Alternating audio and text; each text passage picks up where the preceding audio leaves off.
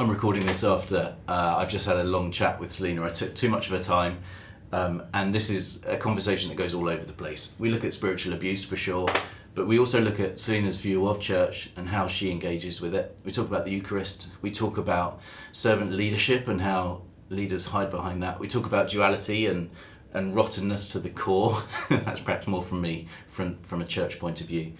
And we really just kind of have a chat following my reading of her book. I really recommend you buy her book and follow what she's doing. I think she's a really important person in Britain and probably a lot more widely as well. So please do follow her. Let me know how you find this conversation. Please do like and subscribe. And yeah, I feel like we're kind of on to something now. I'm on to something, and some of the people that ask the questions, I've asked them at the end, and Selina's just a really kind, thoughtful, patient person. She certainly was with me in the lack of form of this conversation. Anyway, I hope you enjoy it, and perhaps put it on while you're driving or something. If you want to become a member, please do. And as I've said before, you don't need to watch these. If you've got YouTube Music, you can listen to it like a podcast, and I'll make that available as well. So thanks ever so much for being part of this, and on to the next one. Dr. Selina Stone, thanks ever so much for agreeing to have a conversation with me. I guess we've been trying to email each other and get something going for the last year or more. I finally read your book, so thanks for sending it. And yeah, I was just saying to you before we've started, I'm still caught on that parable of the wheat and tares. And I wonder if that can act as a bit of a framework for our conversation. I don't want to necessarily, read it. If you want to read it in a separate sort of time, then fine. But I wonder if there's something in that in our conversation. The question I originally sort of posed to you was, what is spiritual abuse? And I'd asked Mark Stibbe if I could chat with him, like 3 years ago. He said yes initially, and then he got quite poorly, and said he wouldn't be wanting to speak about it anymore. Sure. And bless him, he was available, but then he was too ill. And that's kind of the nature of what spiritual abuse does. There's this part of us that is willing and wants to, but there's a part of us that's just damaged. And I don't know anything more about him, but using him like an example, I want to understand what spiritual abuse is. And your book not only kind of like, I don't want to look at it from a psychology point of view. I was looking at doing a master's in psychology because a bit of me was thinking, cool, I'm kind of interested in all of this. But your view of looking at it from a theological point of view is a lot closer to my interest, what feels more familiar. So I really valued your book because you were sort of saying, I'm not a psychologist, but I'm going to look at this from a theological point of view. And I think what I would like us to do is, we can look at the Bible, i.e. that parable, but I think understanding the culture, the theology, the characters, and how they've reinforced their positions and everything else through the stories that you talk about in your book, but also maybe we can talk about Soul Survivor a bit more, because that's something I've been talking about and I've got experience of. So I guess the obvious question to ask, which is useful, is why write a book on spiritual abuse?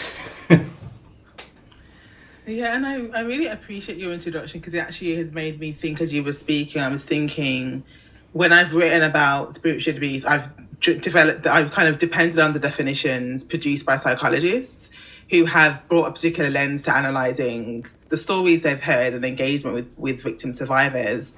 And I was thinking about how to define spiritual abuse in theological terms, and the ways in which it really is, I think, a way of distorting a person's view of God and of themselves and of life in general, primarily through those two issues, those two questions, in order to exploit, harm, take advantage of particular individuals, whether that is even conscious or unconscious, right? I think it's that is what's going on. why write a book about this? Because I just kept getting really, I was both heartbroken and really angry when I kept hearing the stories coming out in the press. And I, as somebody who in my own podcasting is really helping people to think about looking back on their own traditions, like how to retain what's positive and also critique what maybe they've inherited that's not so helpful. And a big part of that work for me was thinking back about the dynamics of power in my own experiences of church and growing up in that as a young woman, finding her way in the world and thinking about both the people who had really supported me and produced and modeled for me really healthy leadership and healthy support within our faith community. And also those moments, those individuals, those incidents where I could see that was getting towards or directly abusive in the way that played out. And wondering why I'd never been equipped to kind of name that for what it was. And I was fortunate that I had parents in the church with me who really, my dad in particular, who really encouraged quite a critical engagement with church, and I would call it that. And he was very Christian and was into it, but was also had his eyes open as well to kind of the problems that can occur.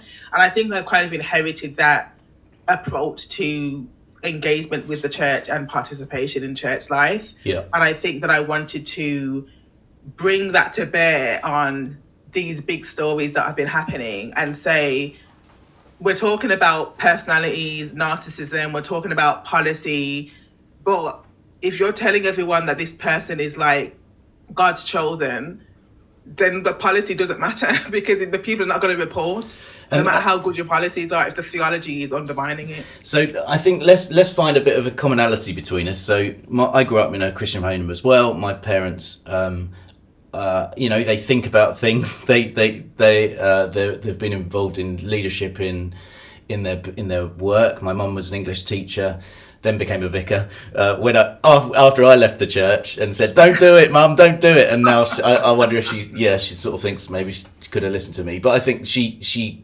really did some great stuff.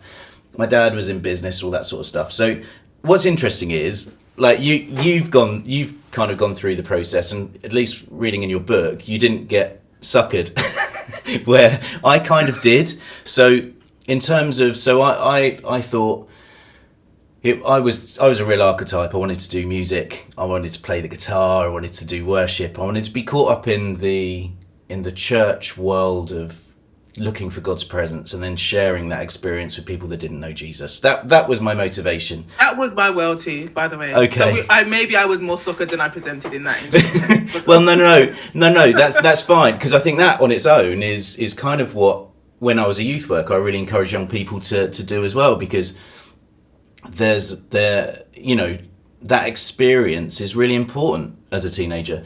The problem is for me, where I got suckered was I thought then I needed to spend a bunch of money, do a course at Soul Survivor, get picked by Mike Pilavachi to go into his flat, and experience a small part of what others have experienced in a large part. I grew up in that environment where my parents were telling me to think a bit critically, to have discernment, which you talk about a lot. But because this guy who I'd been seeing on stage for 5 years prior, who I'd read his books, I'd travelled round from Romford to Watford most months to experience what Soul Survivor was happening there because of that God's presence thing. I thought, wow, he's inviting me to his flat and he's telling me I'm going to go and start a Soul Survivor in Australia. So I was available in any kind of way, whatever, and my discernment stopped working to the extent where I waited a year to hear from him. And now, like, I've worked in film, I've worked in TV. Everyone says to each other, I'm going to get you on the biggest program ever. And I've had that for my career. Sometimes I've been lucky and that's happened. Other times, like now, I'm waiting and waiting and waiting. So I know what it's like, but within that spiritual abuse, I experienced the ghosting. I went to see him after a year. He wouldn't respond to me, the emails and stuff. I saw him at Soul Survivor the year later when I was going, asked for a meeting with him, and he forgot who I was. Oh my God. And your life was on hold? It was, yeah. So I worked in Brighton for a year, volunteered pretty much, where I kind of had this thing in the back of my mind of learning to serve with the audience of one, would sort out the humility in me and all that sort of stuff. And I was cleaning toilets in a school. I remember cleaning period blood off a wall in a school toilet, thinking, if this happens again, I'm walking. And that's because some girl had written something with a tampon. I mean, it was horrible. And I was working in a preschool, and I worked hard as well, and I was only making like 60 quid a week and spending half of that on my rent or whatever it was. Those things are character building, right? Great. And I could see it at the time, it was character building. But I was waiting for this pie in the sky, and it confused my whole understanding of the kingdom of heaven and calling and purpose. So I thought, I don't want to say this as I've not got over it, because in a lot of respects I had. But what upsets me so much is, one, there's not been a real challenge of this culture that's being perpetuated still. And how many other 18, 19-year-olds are kind of going through this same process even now? And that's what motivates me to have a chat with you. Because for me, it was a bummer, but I've had loads of bummers. But I don't want to be associated to a Christianity that creates that kind of dependency. Yeah. And I when you talked about character building, I was thinking that part of the problem I have with these kinds of programs now, though I've done my fair share of church volunteering, is that life itself requires or demands at certain stages that we learn to endure just by living as human beings. So the problem I have is a fabrication of these circumstances. Yeah. Where you are not paid or paid very little. You're put in the kind of work that is really more than just challenging, what makes you fundamentally question your dignity as a person, while others are making good money in literally right next to you. And I wonder what the fabrication of these circumstances is meant to do for young people, when life itself is going to throw many curveballs that you're going to have to learn to navigate, because that's what it is to be a human being. And so I'm not sure where that comes from. Part of me thinks, is it that they're imagining they're having lots of privileged kids who have had everything handed to them, and therefore they think they need to create something to kind of develop character? I don't really know. I just have a real problem with exploitation of people in terms of labor, in terms of their time, especially young people who were just finding their way in the world and need to be encouraged and supported as they do that, not put in circumstances that really have them hanging on for the word of one person to secure their entire future. That is, for me, such an abusive dynamic. And talking about that sort of abusive dynamic, can we try and, you talk about gaining discernment, and you know, and in the Bible where it says, if you lack wisdom, ask for it, and God will give it to you, essentially. There is that sense that we have access to, or part of our divine aspiration, I guess, is to see the world and see heaven as God does. But the flesh of us doesn't hear a lot of that a lot of the time, especially when we're younger. So how do we define together a little bit of what spiritual abuse kind of is? And I mean, I've got a couple of questions that a few people that subscribe to the channel have asked, and I'll ask them at the end. But I think there's a bit of a basic requirement here where we just try and define it a little bit. Whether you want to do that with your own experience or the experience I just sort of shared with you. How do we define what that is? And as soon as we understand it as abuse, then we know it's wrong. Yeah. You know? And I think it's because I think the research is so early that it's hard to pinpoint it. So like the definition that I think I've been most recently been reading has been Lisa Oakley, and I think Catherine Kimmon have this definition of a kind of pattern of I think it's coercive behavior in a religious context or with a religious rationale. That's kind of a psychological, emotional abuse, really, at its core. And I think that's what they've developed based on their engagement with victim survivors. I think in terms of my own perspective on this, that there is the spiritual in the spiritual abuse, I think for me is about one's sense of connectivity with oneself, with God, and with our neighbours and with the world, and the way those relationships are distorted. So I would want there to be a kind of explicitly spiritual element of spiritual abuse that isn't just a kind of emotional abuse, but in a religious context. But that's something I need to think about with other people more, and I hope I get funding so I can do some of that work. Because I think there's something about the way that spiritual abuse distorts how we see God, how we see ourselves, and how we see other people, whether it's the person at the front or whether it's the people next to us who we should treat with suspicion and maybe distance ourselves from them. Like, all of those distortions are, for me, part of what spiritual abuse is doing in order to create kind of isolation to enable exploitation. So I would think of it in those kinds of terms. But I really want to think about this in conversation with others, for that definitely, because that's important for me, is having, and maybe we'll have multiple definitions. So part of what I think, it might be that there's a kind of fundamental baseline, but I think about, and I don't think we've even begun to think about how culture informs what we think of as abuse or not, and how histories around different preferences for relationships and community, right? I remember hearing someone talk about, the goal of religion is autonomy, or the goal of faith is autonomy. And I was like, hold on, that's a very particular culturally inflected statement about what faith is. And they were saying this because they wanted to, I guess, resist the kind of community focus that then means the individual has no real place because you're pouring yourself out sacrificially for the community.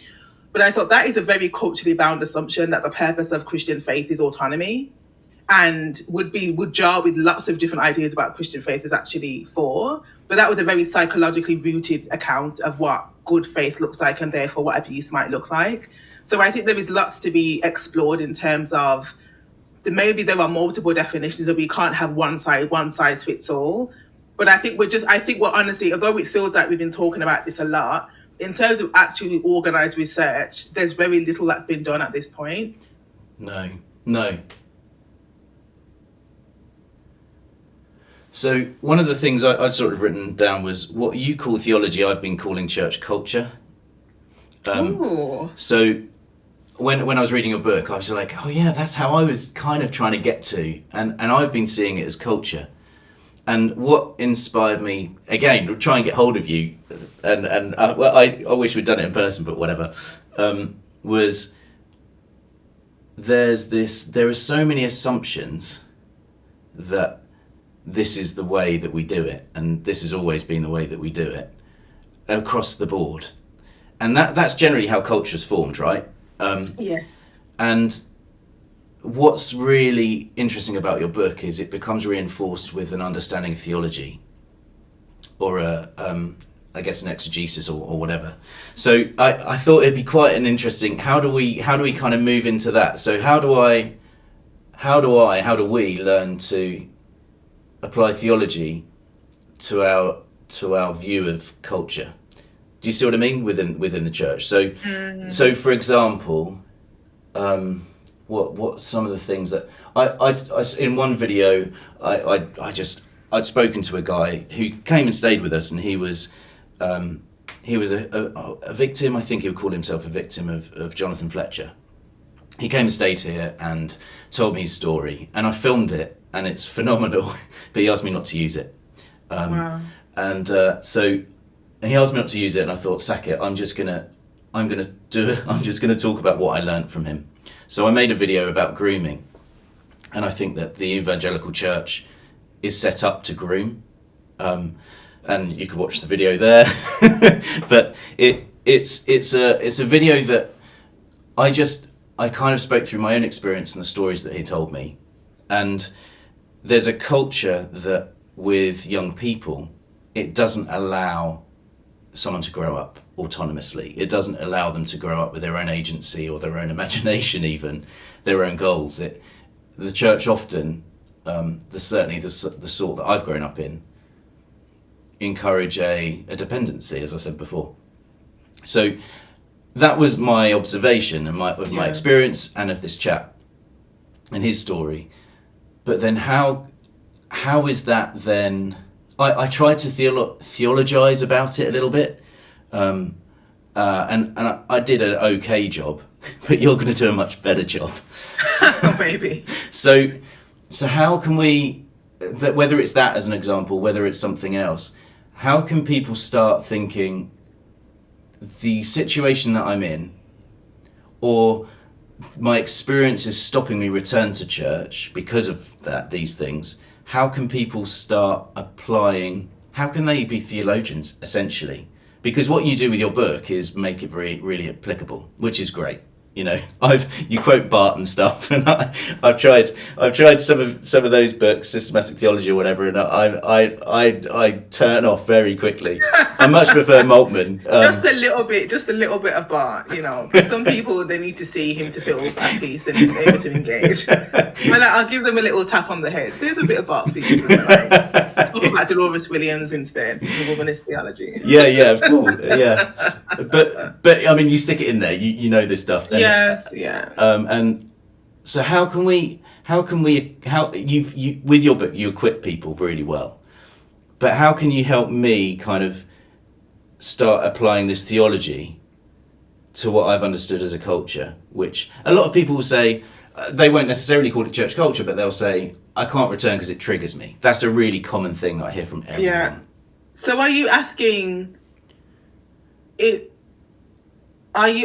how theology might address somebody who's feeling triggered when they go to church? Or are you asking me about how theology is kind of intertwined with church culture and the way it functions? Well, in your book, you talk about how it like things like preaching as grooming. You talk about, we were talking about like telltale signs of church pastors and all these sort of, what else were you saying? I think it's kind of, what do we fancy talking about, really? Do we want to talk about what I'm suggesting in terms of triggers, or do we want to say, actually, you're involved in church right now.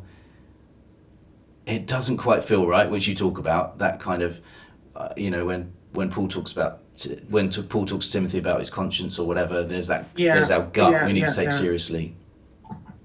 But yeah, which part do you fancy talking about? I think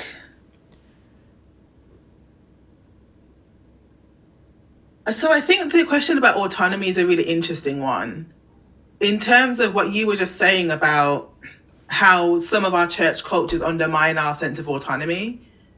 And so we really, even our ideas of discipleship and formation and belonging all depend on us pretending not to be who we are to some extent. Yeah. In order to be acceptable to this kind of common social group, and particularly to the leaders of those groups who will decide who's in and who's out and have ways of letting you know directly or not that this is unacceptable, this is acceptable.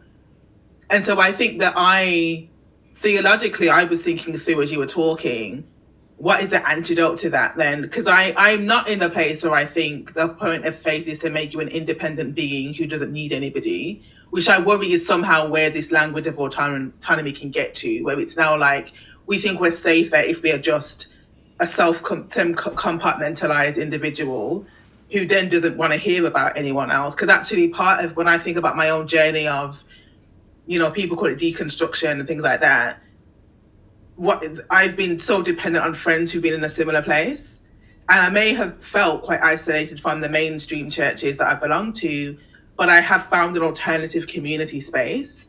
So I'm never alone. I'm just taking a step back from that organized faith community that I've experienced as quite harmful. And I have found a community on the edges that feels entirely authentic and honest, is friendship based. And that for me has been a real healing space. So that's where people who are like, I don't know if I can go back. I don't know if I can, I would love to have a church like I do, but I'm yet to find a community where I feel like this is a space in which I would like to participate and a space that I love to belong and is going to be really positive for my experience of faith and my life at this point. I struggle to find that. So I'm kind of just finding a peace outside of that for now. So I'm not in a position where I expect people to truly even prioritize going back to church after experiencing spiritual abuse or just on any kind of thing that makes you feel like, I don't know if this is helpful. And this is partly, I think we recapture a balance in our dependence on others and our knowing of ourselves. And I think sometimes stepping back, especially if you're from a context where you were told don't ever trust your own heart and your desires because they're desperately wicked, but trust the person at the front and his heart because it's going to be good. Like sometimes you have to be removed from that context in order to just center yourself a bit and find a balance. And then maybe you can enter into another healthier space at a different time with a much more strong sense of who you are and of yourself. But I don't think it's possible, at least for me, it wouldn't be possible to remain in a space that was constantly undermining my sense of my own voice and somehow expect to find a healthy relationship with others. Because a relationship with myself, first of all, is not even in the right place. Yeah. And I think the thing which I really sort of identify with you is trying to look for, well, what is the hope? What is it we can look for? What is it we can aim for? What you were just saying there, I really relate to. You know, I've been trying to go to local churches and stuff, met up, and I've been thinking, like Church of England, I just don't know if I can. I just don't know if I can stomach it, and the reason I can't is because of its duplicity and its hypocrisy, and the amount of vicars, and even a mate of mine who's going through ordination, he's like, you've got to see it as two things, Sam. You've got to see it as, you know, the power and the structure, and then the local church. And I thought, no, but I can't. I can't see it as that. And that is the only way to do it, right? And I think that is the only way I would be able to do it. Is if I know that this happens, right? I have friends who are vicars. I'm like, if I lived near you, I would go to your church because I know you, right? And this is a congregation of decent people, okay? But just don't look beyond that. Don't look above you to the institution. Don't look at that's what it takes for you to feel. And I think vicars even themselves have to function in this way of like, I'm going to keep my eyes on my congregation, on the ministry we're doing in this setting, and just forget about the big central church diocese, all that stuff. Just forget about it and focus your eyes on the people. That is the only way I think you can navigate those spaces. And I think we have to hold tension in everything that we do. You know, we can have a family argument, but we still meet up for Christmas. I mean, it depends on the argument, I guess, but generally. That's definitely true. But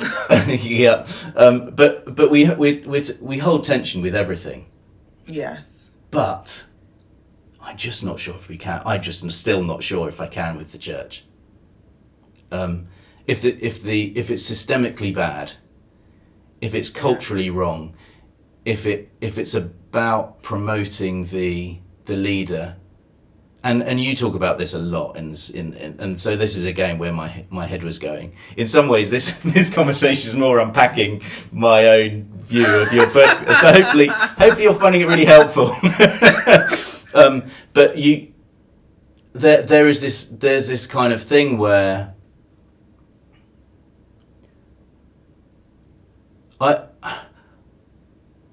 as a Christian, whatever that means, I had a really useful conversation with Bishop Zach, who's a friend from Kampala, and he's basically saying, like, it is all that stuff. I don't think I can reconcile the fact that Welby was very aware of Smythe, was aware of Fletcher. And I can't reconcile that Mullally was aware of that chap, I've forgotten his name, that killed himself.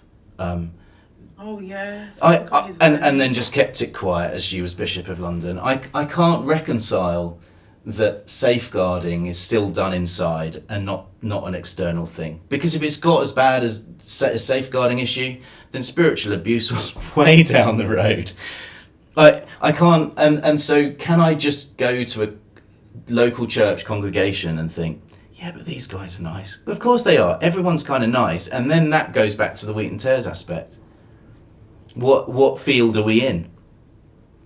Yeah, I'm sorry, I'm just throwing all of this at you. No. I hear what you're saying, and I feel that I agree, because I find it offensive to my sense of integrity. Yeah. And I also I think that this is just what it is in life, right? To have to find our little world within the world in which we're living, that we can try to experience beauty and goodness and peace and joy. Like, this is not a unique problem to the church, right? This is a kind of everywhere this is a problem. You think about the fact that we always tied into some kind of, commercial relationship where we're buying things, right? And we're tied into systems that are diabolical when it comes to this. Yeah. Exploitative trade arrangements with countries in the global south, exploitative labor in terms of the creation of our goods, t-shirt, right? And we try our best to just buy things that we need that are not doing harm to someone somewhere in the world, and we're failing all the time because we're tied into systems beyond our control. But we still have to eat and we still need clothes, so we're kind of tied into this. And I wonder whether some of it with the church is that, if it depends, and this is not to tell you to go and do anything at all, but I'm just thinking aloud about how to think about this as a problem. For me, it's like, and I say this to myself, somebody who doesn't go to church regularly because of other things as well. But I wonder whether it's because we have this relationship with the church that feels like we can opt in or out. It becomes much easier to say, it's so terrible, I'm just going to stand back. And I wonder if our relationship with the church, and I've heard people have asked me this when I've talked about things like, you could just walk away and leave. Some people, Christians, have said to me, but I can't do that. In my tradition, the Eucharist is what centers me in the body of Christ. So I can't just not go to church because the pastor or the priest is abusive. I don't have the option to step back because my tradition, my own understanding of my faith doesn't allow me to do that. And I wonder whether it's that kind of rootedness that would make people find a way to keep connected, even when the whole institution feels like it's diabolical. Maybe there's a sense of, but I need something from here still, even though it's and I do, but I think we do. But my challenge, I guess, would be as you take communion and all that represents, you can't, in some respects. What does it represent? It represents that we're in communion with the triune God. So you're saying you can't do that? Well, the reason I can't is because all that means, it means justice. It means that I'm bringing into myself the fruits of the Spirit. It means that I'm bringing into myself the character of God. It means I'm bringing into myself that discernment, what I stand for, and it's also a public statement. If you were taking it outside, people would see you, Yeah. And so there's a requirement. It's not just that living water or whatever analogy is transformative. But where does it come from? I don't know. Where do you think it comes from? I'm someone that I guess sees stuff as if that as we take communion, there needs to be some sort of sense of completedness about it. There's a promise of completedness, of eternity, of the kingdom of heaven in it, and so it's not a static thing. The habit of it, that's physical, but the representation of it is spiritual, and that's not separate. Yeah, it has. And so when I was what I love about your book, there's this kind of wholeness to it. There isn't that duality, and I the way my theology has always been whole. It hasn't been dual. I was always trying to understand dualism is such a weird thing, and we handle that in the world, and we have to. You write about Gaza a little bit, and I don't want to get into that at all because we'll go completely off in another direction. But I do think when we talk about church, when we talk about fellow Christians, there's got to be some of those things have got to be more simple, for goodness sake. Yeah. I mean, I'm curious only because for me, the Eucharist is the only thing that I feel like is trustworthy in an institution. And I sound so Anglican right now. I was not raised in this world, right? No, Pentecost. But this isn't one of the things that the Anglicans have gifted me with. It's like a profound appreciation and need for the Eucharist. That is for me is the only unadulterated thing that I can trust in an institution that is wayward and lost.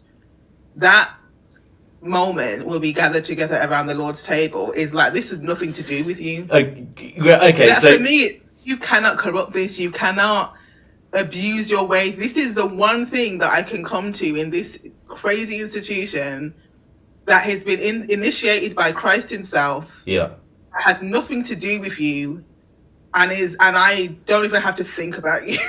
Now, it's not true, because this is about a body of Christ, but Well- when I'm standing there yeah, and I'm in the queue, I'm reminded that this is the body that Christ is making, yeah, and that there is nothing that this institution can do to undermine this body, even when we are failing and doing all kinds of corrupt things, and we see failure all around us. This moment is like the promise that Christ is building this church, not the institutional church, No. but the body of people, alive or dead, in all parts of the world. Many of whom are not part of this institution. Many of whom have fought against this institution on issues of justice. Those are the people I think about when I go there. I'm like, this is the connection that I am accepting and receiving again in this Eucharist.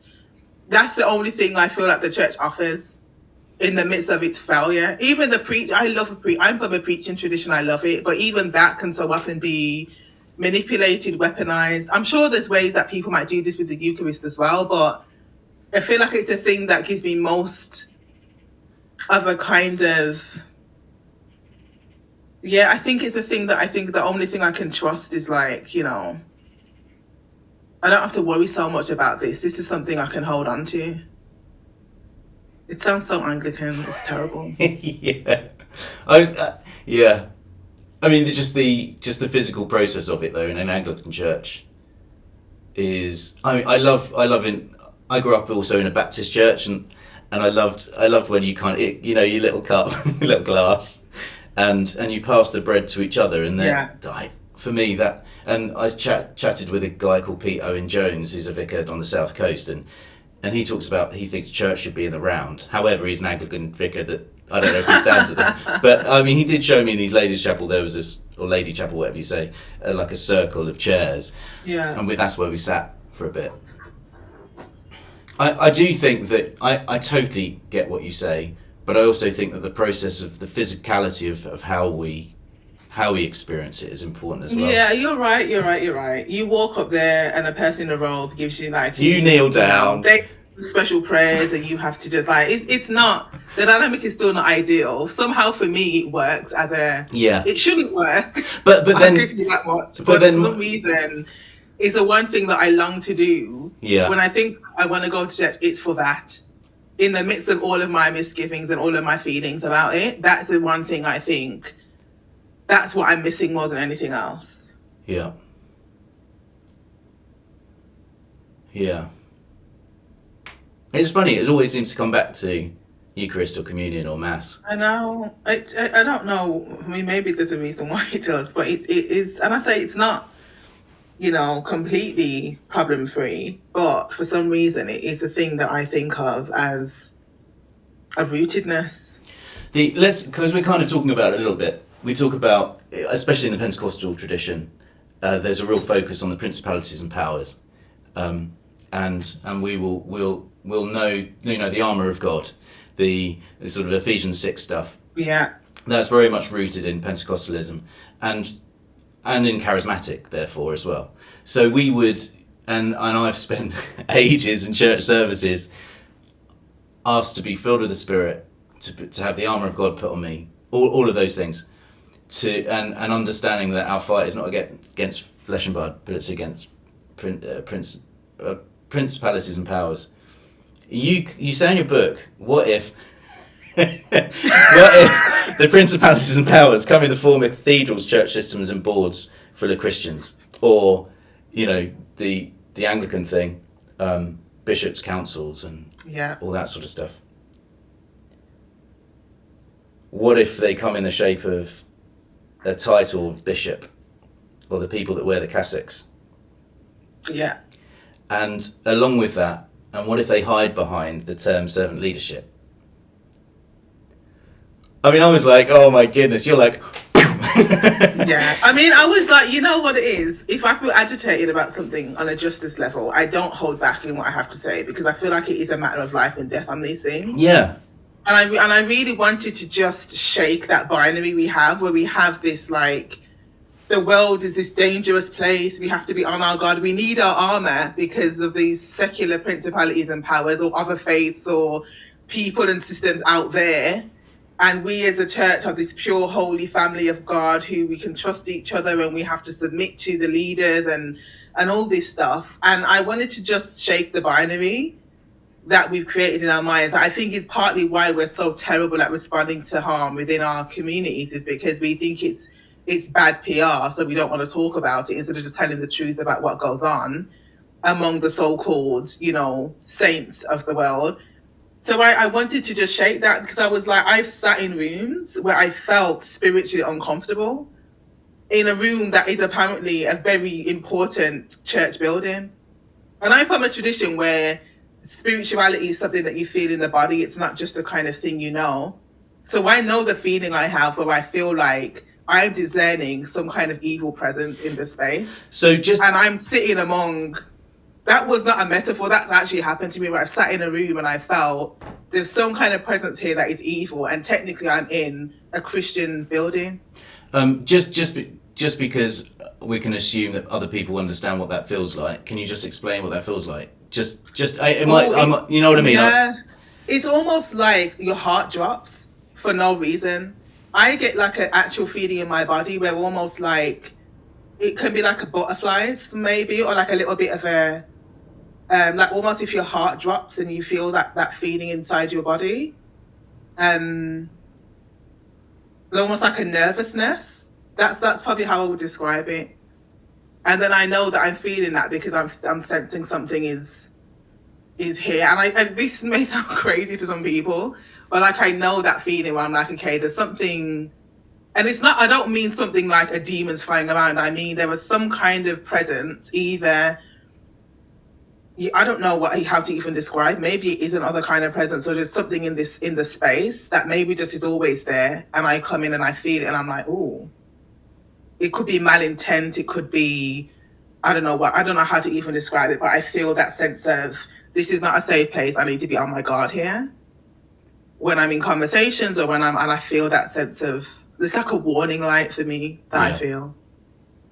And so with that, and I mean, did you just write that? I mean, I don't want to do a spoiler if it was, but did you write that to, because you said you want to challenge your system, and so you want to sort of push it hard as almost like, but I mean, my view is there are things at work in these churches that are clearly not Christ-like, not Christian, not godly. Yeah. And they're the antithesis of those things. And they're stubborn, and they dig their heels in. And they protect themselves. How much they protect themselves. And they resist no matter how much prayer, how much work, how much cries for justice. They're not unmoved by them. So theologically... You know, like when you read... This has gone off in a direction I was not I'm sorry, is this... No, I love it, it's fine. I'm sorry. Like, some people, like, value these conversations, and we sort of... And like, I was, again, the feelings you were just describing of, like, feeling a bit nervous, a bit, like, sick, I kind of had this, because I felt like I was going to come with a bunch of problems. So I'm sorry, but I wonder, though, when we talk about you look at the Bible with, like, kings or whatever, and it will talk about, I don't know, Josiah was a good king in the sight of the Lord, and then the next one was evil in the sight of the Lord. Israel doesn't change, or Judah doesn't change. It's still God's or whatever. But what does it mean when the leader, when the king, or... do you see where... So when I'm reading your... When I was reading your book, and I was just like, you keep bringing up all of these issues that I've got. Sorry. So, because spiritual abuse, then... Like we try, it's almost quite and I know you say it's very complex and people haven't done the work, and I'm looking at this like a dumbass, but it's actually quite easy to describe it psychologically, probably. Yeah. Yeah. Look, what is you're doing a way more challenging job looking at it theologically. Yeah. Because if you talk about buying stuff, and and I think that's right. You know, like we just found out my wife rescues chickens, so we've got like 80 chickens. We've got like five ducklings at the moment. We've got a gosling that was rescued from a London park. I was going to have it actually because it's so cute, like on this video, but I thought it was just. Where does she find the chickens? So there's an organisation called Chicken Rescue, and when the chickens get to 18 months, often they're just killed, culled, because of egg production, all that sort of stuff. And Waitrose, through the RSPCA, it's just this is useful as a tangent. Yeah. Cull all of their chickens. So if you buy eggs from Waitrose, they'll cull all of their chickens at 18 months because they'll no longer be useful. Essentially, they won't produce 100% in the same way that they would. Are you serious? Yeah. So I said to Abby, well, we either need to challenge. Because this charity's national, we either need to challenge Waitrose or not buy from Waitrose. Not that we do that much, but there are all these sort of things but we can make these decisions. Now, when it comes to church, I do think when we talk about spiritual abuse, if the system, if the organisation, if the institution is abusive, whether it's at its core, which is probably how I'd suggest it, others would perhaps say from the top in its hierarchy, and that's the only way you can be dualistic, right? Yeah. So if you say it's hierarchically abusive about its optics, about its own existence, then you can say the local church is okay. I can buy my eggs from Waitrose. If you say it's rotten to the core, you're like, oh, that includes me. If you view church then in that way, with autonomy, with discernment, you can go into something and go, actually, I'm coming to decide whether you're a good woman or a bad woman. You're a good guy or you're a bad guy. And you go into each relationship. And we all do that in all of our relationships, certainly as we get older. Are you someone I can rely on, or are you someone that's going to let me down? Are you someone that's generous, or are you someone that's stingy? Are you someone that's going to be available to me, or are you going to be thinking about yourself all the time? And we go into all of our relationships like that, but we don't go into church like that, perhaps because of this dualism. So I'm sort of, I wanted to quickly talk about servant leadership, just because I thought that was a really other useful part. So, and this demonstrates the reason I just got there, the reason that is a dualism, again, that people manage to hide behind. They say theologically I'm a servant, but this is what leadership looks like, and it serves me. Yeah. So talk to me a little bit about your experience of servant leadership and why people hide behind it so regularly. I mean, I think fundamentally, and I write about this in the book really, is that I think there's a kind of struggle to kind of, so how can I say this? There is a real complexity about claiming to be a servant while having huge amounts of power over other people. And I think this tension reflects the fact that in the incarnation, we're asking people to believe in a fully human, fully divine Christ. And I think that those are related problems. And so because we are trying to use an area of Christian doctrine to develop an ethic for leadership, we are importing a problem from theology into our ethics. So the problem of how do you reconcile fully divine, fully human Jesus gives birth to the problem of how can you be a servant, but you also have huge power over people's jobs, their salaries, where they live, and everything else. Because those things are very difficult to hold together. And I don't think that this is a problem that servant leader advocates really recognize, because I think it's presented as the solution to the problem of dominating power within leadership. If you could just instead encourage servant leadership, that will solve the problem. You have all this power, but it's in order to serve. And I'm thinking, I don't know if that's actually how this really works. Maybe the problem is that you should never have that kind of power to begin with, and then it will be much more easier to serve. If servants is the priority, then maybe the models of leadership and power that we have are just dysfunctional to the core and inherently problematic. and there is no way of doing this that's not going to be a problem.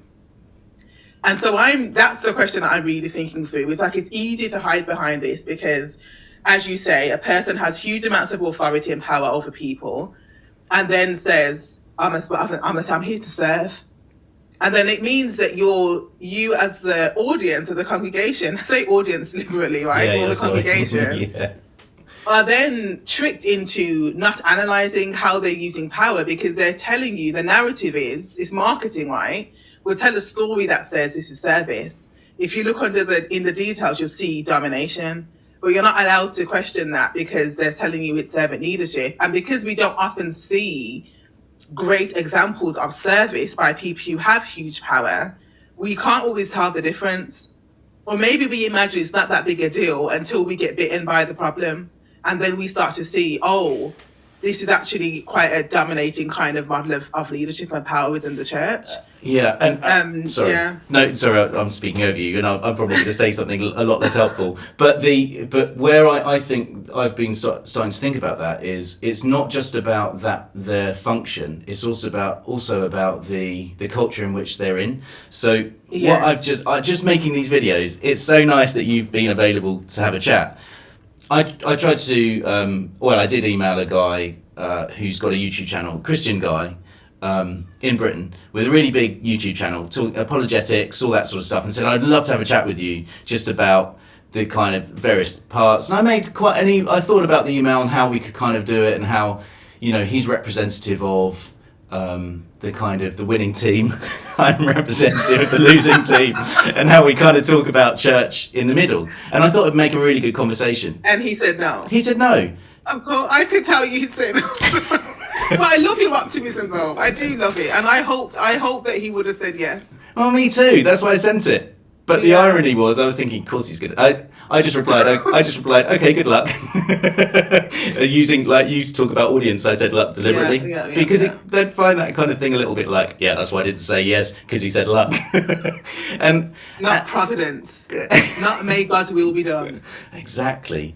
So there's this problem, I think, again, when you encouraged me to think about it a bit more, and that even within the servant leadership culture, again I keep saying culture, but within that, I think that's what makes an organisation, it's what makes a church, it's what makes a community.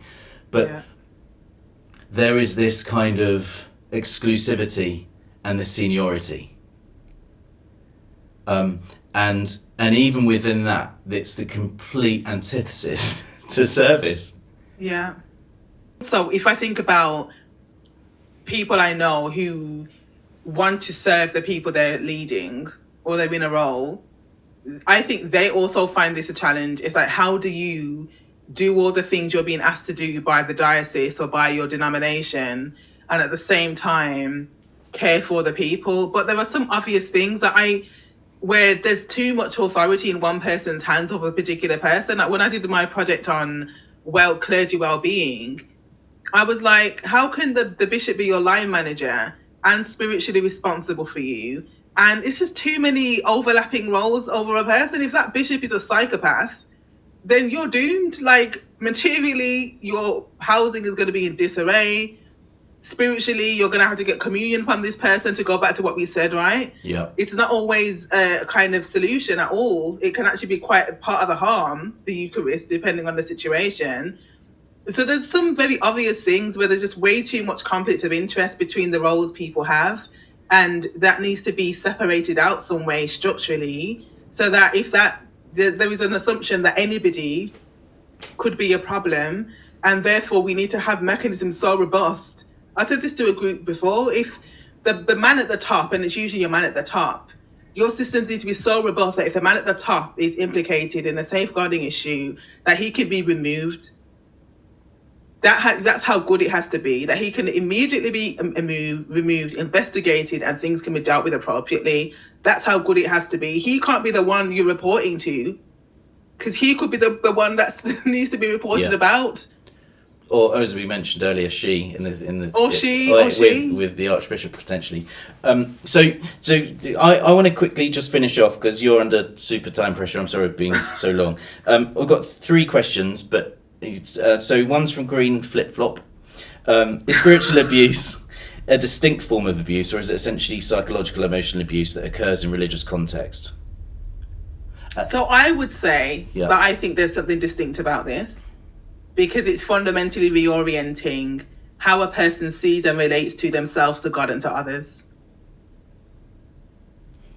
It affects your belonging to a spiritual community. It affects how you engage in spiritual practices. It's. I think it's something of its own. I think it's something all on its own, but obviously deeply emotional and psychological as well. So this is Stuart Hutchinson, who's a member of the channel. Where does the necessity for some form of leadership cross from leadership to abuse?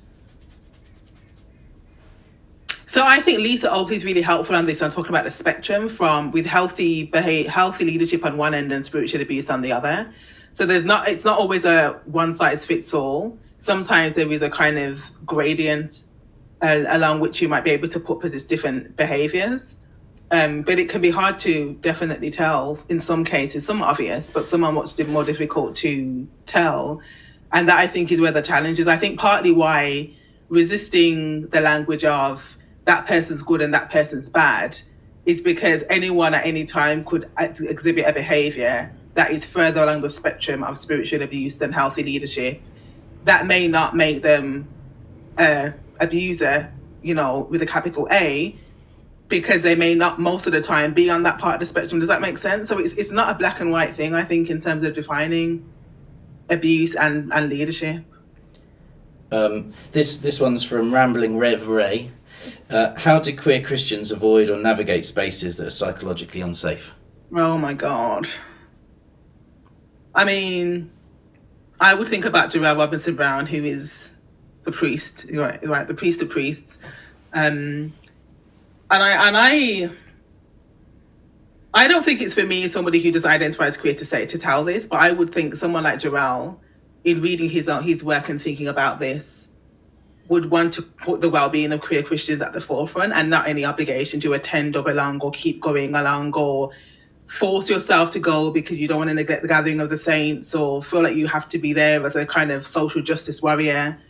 Sometimes leaving and finding a space where you can find what Karen O'Donnell would call the post-traumatic remaking of the self in the wake of traumatic experiences within the church would be important. She has a great book on spiritual practices for survivors.